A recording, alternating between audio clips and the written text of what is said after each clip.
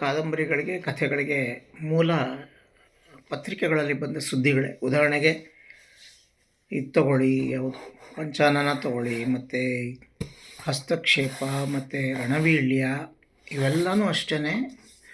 ಆಮೇಲೆ ಇದು ಪರಿಶೋಧ, ಇವೆಲ್ಲವೂ ಪೇಪರ್ನಲ್ಲಿ ಬಂದ ಸುದ್ದಿಗಳಿವೆಲ್ಲ.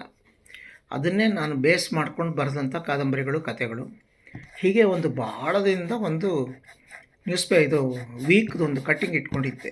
ಇದು ಒಬ್ಬಳು ಪತ್ರಕರ್ತೆ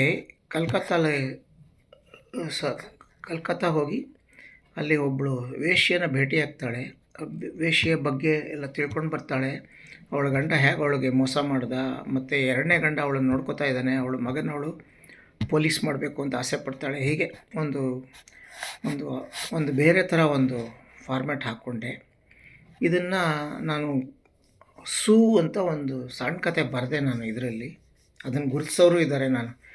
ಆಮೇಲೆ ನಾನು ಚಿತ್ರ ಬರೆದ ಮೇಲೆ ಯಾರೊಬ್ಬರು ನೀವು ಸೂ ಕತೆ ಇದನ್ನೇ ಬರೆದಿದ್ರಿ ಅಲ್ವಾ ಅಂತ ಕೇಳಿದ್ರು. ಅಂದರೆ ಎಷ್ಟು ಗಮನದಿಂದ ಕೆಲವರು ಓದ್ತಾರೆ ನೋಡಿ. ಸೂ ಕತೆನ ಅದರಲ್ಲಿ ಜಾಗ ಚೆನ್ನಾಗಿದೆ ಅಂದ್ಬಿಟ್ಟು ಅದನ್ನ ಬೆಳೆಸ್ದೆ ನಾನು. ಅದರಲ್ಲಿ ಹೀರೋ ವಿಶ್ವಮೂರ್ತಿ ಅಂತ, ಹೀರೋಯಿನ್ ಸ್ವರ್ಣರೇಖಾ ಅಂತ.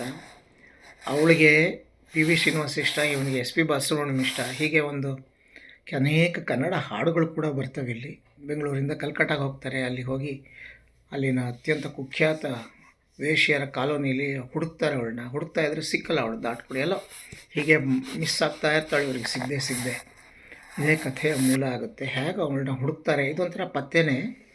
ಇದಕ್ಕೆ ಟೈಟಲ್ ಮಾತ್ರ ನಂಗೆ ಭಾಳ ಇಷ್ಟವಾಗಿ ಸಿಕ್ತು. ಎಲ್ಲಿ ಅಂದರೆ ಕಣಗಾಲ್ ಪ್ರಭಾಕರ್ ಶಾಸ್ತ್ರಿ ಅವರೊಂದು ಹಾಡಿದೆ, ಕಾದಿರುವಳು ಕೃಷ್ಣ ರಾಧೆ.